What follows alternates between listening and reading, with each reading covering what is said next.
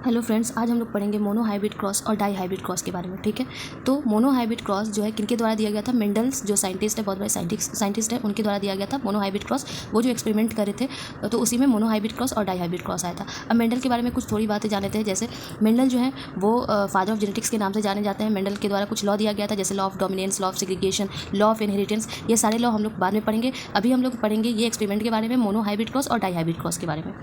तो mono hybrid cross में क्या हुआ था कि जब mono hybrid cross between two P plants with one pair of contrasting character. Mono hybrid cross में मेंडल सर ने क्या किया था कि क्रॉस करवाया था दो पी प्लांट में, जिसमें एक जिसमें कंट्रास्टिंग कैरेक्टर लिया गया था। कंट्रास्टिंग कैरेक्टर का मतलब क्या होता है कि जब मेंडल ने एक्सपेरिमेंट करा था तो उसमें पी प्लांट का 7 कंट्रास्टिंग कैरेक्टर लिया था। कितने लिया था? 7 कंट्रास्टिंग कैरेक्टर। और उस 7 कंट्रास्टिंग कैरेक्टर में क्या क्या आया था वो आपको थोड़ा सा बता देती हूँ। उसमें आया था जैसे पी प्लांट टॉल है या ड्वार्फ है, जो सीड शेप है वो राउंड है या रिंकल्ड है। तो टॉल एंड ड्वार्फ ये एक कंट्रास्टिंग कैरेक्टर हो गया। जैसे पी का प्लांट का हाइट ले लिए, हाइट क्या है? एक कंट्रास्टिंग कैरेक्टर है। उसमें क्या आ सकता है? टॉल आ सकता है, ड्वार्फ आ सकता है। और अगर सीड शेप लेते हैं तो सीड शेप एक कंट्रास्टिंग कैरेक्टर है। जैसे उसमें आ जाएगा राउंड सीड शेप हो जाएगा और रिंकल सीड शेप हो जाएगा। ठीक है, और उसके बाद नेक्स्ट जो कैरेक्टर है वो सीड कलर है, जैसे कि येलो सीड कलर हो गया और ग्रीन सीड कलर हो गया। तो ये जो एक पेयर है कैरेक्टर का, जो एक पेयर है उसको क्या बोलते हैं? Contrasting character. ठीक है, तो one pair of contrasting character लिए और उन दोनों के बीच में क्या कराया? वो क्रॉस करवाया। ठीक है, तो जैसे कि एग्जांपल में लेते हैं, टॉल प्लांट लिया और ड्वार्फ प्लांट लिया। ये क्या है? एक कंट्रास्टिंग कैरेक्टर है, one pair of contrasting character. अब इन दोनों में क्या करा दिया? क्रॉस करवाया। ठीक है, तो जब क्रॉस करवाया, ये जो कैपिटल टी है ये इसका जीनोटाइप है। इसके जीन को, मतलब टॉल को हम लोग डिनोट करते हैं कैपिटल टी से। और जो ड्वार्फ होता है, ड्वार्फ का मतलब छोटा है ना, ड्वार्फ का मतलब होता है छोटा और टॉल का मतलब होता है लंबा। तो ड्वार्फ को स्मॉल टी से हम लोग रिप्रेजेंट करते हैं। इसका जीनोटाइप ये हो जाता है। ठीक है, तो जब टॉल का क्रॉस जो है ड्वार्फ से करवाया गया तो क्या आया? ये जीनोटाइप तो ये आया कैपिटल टी स्मॉल टी, लेकिन इसका कैरेक्टर कैसा आया कि सारा प्लांट जो है टॉल होता है। ठीक है, तो आपको ये याद रखना है कि कैपिटल टी टॉल होता है, स्मॉल टी ड्वार्फ देता है। फिनोटाइप का मतलब ऊपर से देखने में आपको कैसा लगेगा, और जीनोटाइप का मतलब आपको जीन देखना पड़ेगा कि उसका जीन क्या है। अगर वो टॉल है तो कैसा जीन कैरी कर रहा है, ये कैपिटल टी स्मॉल टी या फिर कैपिटल टी। ठीक है, तो जब फर्स्ट जनरेशन हुआ, मतलब पहली बार जब क्रॉस करवाया गया, उसका जो पहला जनरेशन आया उसमें क्या देखने को मिला मोनो हाइब्रिड क्रॉस में कि सारा जो प्लांट है वो क्या है? टॉल है। सारा प्लांट क्या है? टॉल है। और उसका जीनोटाइप क्या है? Capital T small T. ठीक है, फिर उसके बाद क्या कराया गया? सेल्फिंग कराया गया। ठीक है, सेल्फिंग का मतलब क्या होता है कि जो F1 जनरेशन आया ना, F1 जनरेशन में क्या आया? कैपिटल टी स्मॉल टी आया। ठीक है, इसी का क्रॉस करवा दिया गया किससे?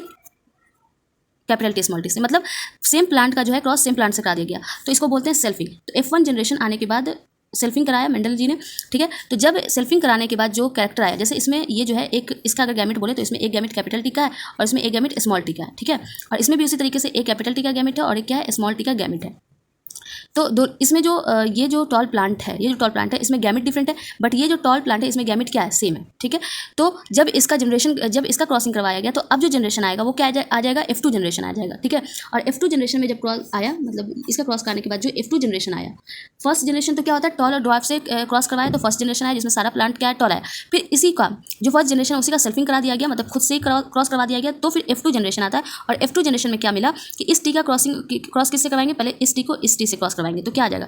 टी आ जाएगा। ठीक है, और उसके बाद फिर इस टी का क्रॉस इस स्मॉल टी से करवाएंगे। सॉरी, यहाँ पे स्मॉल टी होगा। ठीक है, इस टी का क्रॉसिंग फिर इसी टी का क्रॉसिंग इस वाले गैमेट से करवा देंगे। ठीक है, तो क्या आ जाएगा? Capital T small T. फिर इस स्मॉल टी का क्रॉसिंग इस कैपिटल टी से करवा देंगे तो फिर से क्या आ जाएगा? Capital T small T. और इस स्मॉल टी का क्रॉसिंग इस स्मॉल टी से करवा देंगे तो क्या आ जाएगा? Small T. तो इस तरीके से F2 जनरेशन में क्या देखने को मिलता है कि सारा प्लांट, ये टॉल प्लांट भी मिला, प्योर टॉल प्लांट। इसको बोलते हैं प्योर टॉल प्लांट क्योंकि इसमें गैमेट सेम है। इसको क्या बोलेंगे? ये जो है हेट्रोजाइगस, प्योर नहीं है, ये होमोजाइगस टॉल प्लांट है। ये क्या है? हेट्रोजाइगस टॉल प्लांट है। तो ये भी टॉल ही है। ठीक है, लेकिन कौन सा है? हेटेरोजाइगस वाला टॉल है। हेट्रोजाइगस मतलब इसमें गैमेट क्या है? अलग अलग है। और ये क्या मिला? ड्वार्फ प्लांट मिला।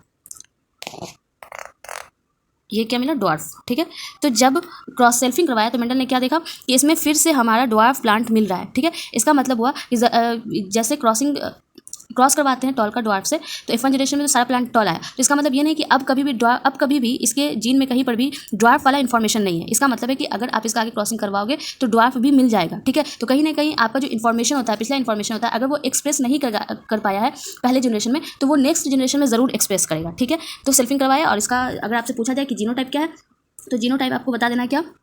जीनोटिपिक रेशियो पूछा जाता है, तो आप बताओगे मोनो हाइब्रिड क्रॉस का जीनोटिपिक रेशियो क्या हो जाएगा 1:2:1। देखो यहाँ पे ये जीन जो है अलग है, ये दोनों जीन सेम है, तो ये दो जीन एक साथ मिला तो यहाँ पे 2 और ये अलग है, तो 1:2:1। ठीक है।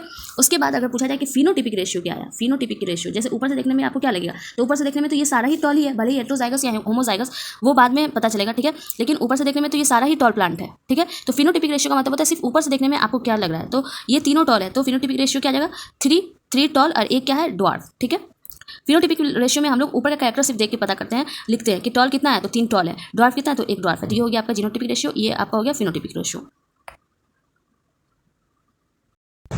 यहाँ पर आपके मेंडल ने जो ऑब्जर्वेशन किए थे, ऑब्जर्व किया था मोनो हाइब्रिड क्रॉस में क्या क्या उनको देखने को मिला, वो सारे चीज़ लिखे हुए कि F1 जनरेशन में सारे प्लांट हाइट मतलब सारे प्लांट के हाइट क्या थे, टॉल थे। F2 जनरेशन में जो है क्या मिले, 3 टॉल मिले और 1 ड्वार्फ मिले। फिनोटिपिक रेशियो, जीनोटिपिक रेशियो और जो कंक्लूजन निकाले थे वो सारे यहाँ पे लिखे हुए, आप इसको नोट्स कर ले और ज़रूर याद कर ले।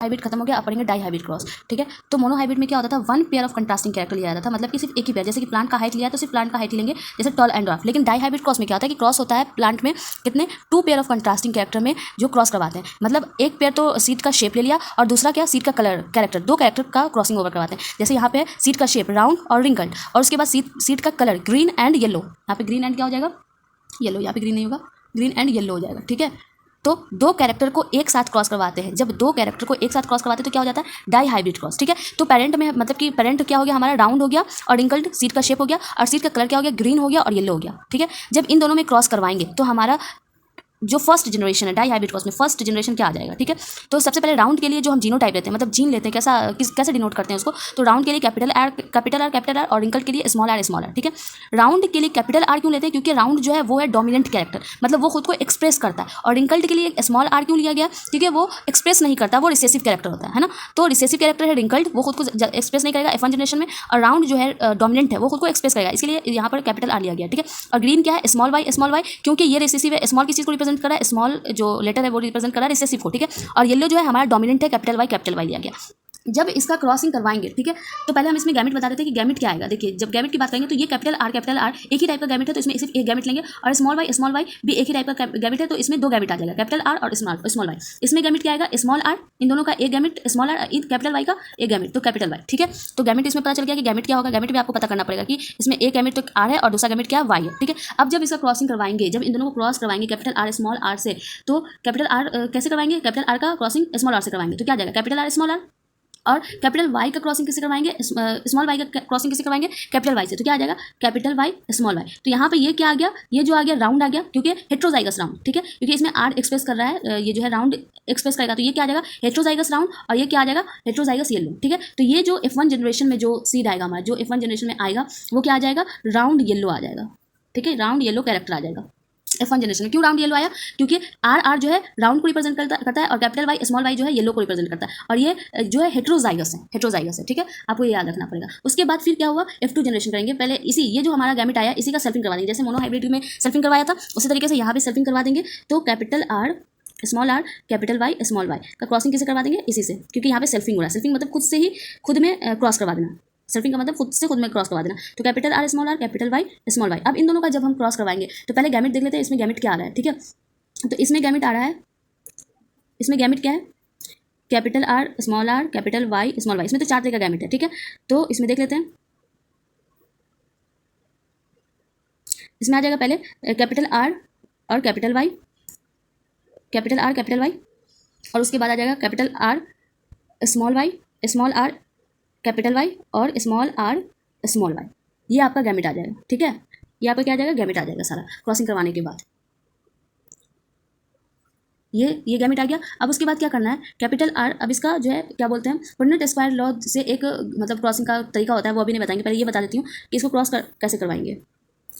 यहाँ पे आपका गैमेट लिखना है और यहाँ पे आपका गैमेट लिखना है। इसमें ये गैमेट आया capital R small R capital Y small Y में ये गैमेट है, तो इसका मतलब इसमें भी यही गैमेट होगा क्योंकि दोनों सेम ही है। ठीक है, तो इसका गैमेट इस रॉ में यहाँ पे लिख रही हूँ। ठीक है, capital R capital R small Y, उसके बाद small R capital Y small Y. उसी तरीके से ये वाला गैमेट यहाँ पे लिखना है, capital R capital R small R capital Y small Y. ठीक है, अब क्रॉसिंग करने के बाद अब क्रॉसिंग करवाते हैं इसका, तो क्या आएगा देखिए,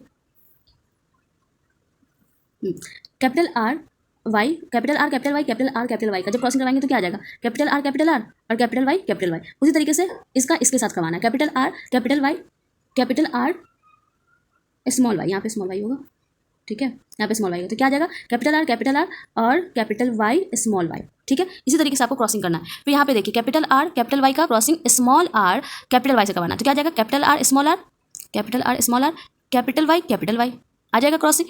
पहले गैमेट आपको निकालना है कि गैमेट क्या है, आर वाई हो जाएगा, ठीक है, आर कैपिटल वाई फिर आर स्मॉल वाई फिर R capital Y R small Y, ये गैमेट आ गया, ठीक है, ये गैमेट आ गया। फिर इस गैमेट को इस रो में लिखना है और दूसरे वाले गैमेट को इस रो में लिखना है, मतलब सेल्फिंग करवा रहे हैं तो इसका गैमेट है दोनों का गैमेट है, तो इस वाले के गैमेट को हमने इस रो में लिख दिया क्रॉस करने के लिए ताकि हमारी जो क्रॉसिंग है वो ईजी हो जाए, ठीक है, और इस वाले गैमेट को इस वाले रो में लिख दिया। अब दोनों क्रॉस करवा रहे हैं, जैसे यहाँ पे कैपिटल आर है और कैपिटल वाई है, यहाँ पर भी कैपिटल आर कैपिटल वाई है, तो यहाँ पे क्या हो जाएगा, कैपिटल आर कैपिटल वाई, तो वही चीज़ को यहाँ पे लिख दिया गया। बस आपको लिखते रहना कैपिटल आर स्मॉल आर, तो यहाँ पे लिख देंगे कैपिटल आर स्मॉल आर और कैपिटल वाई स्मॉल वाई, ठीक है। इसी तरीके से आपको इसमें भी भरना पड़ेगा, इसमें भी लिखना पड़ेगा गैमेट, जैसे यहाँ पे कैपिटल आर स्मॉल वाई है और यहाँ पे कैपिटल आर कैपिटल वाई है, तो लिखेंगे क्या, capital R small capital Y small Y, ठीक है।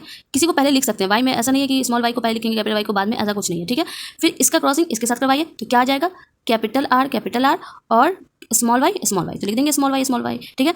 इन सारे को आपको क्रॉसिंग करके आप अपने होमवर्क में बनाना है, ठीक है, इसको कंप्लीट करना है। आपको समझ आया या नहीं, इन सारे को कंप्लीट करना है।